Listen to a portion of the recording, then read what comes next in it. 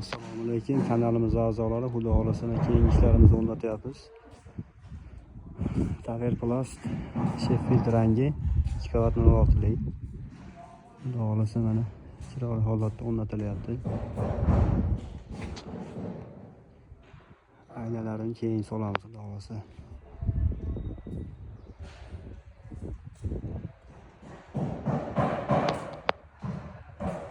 Kimga shunaqa xizmatlar kerak bo'lsa, pastda nomerlar qoldiramiz. Xudo xolasa ichki tomonlarini videolarni olamiz. Xudo xolasa ichki tomonlari arkali bo'lyapti.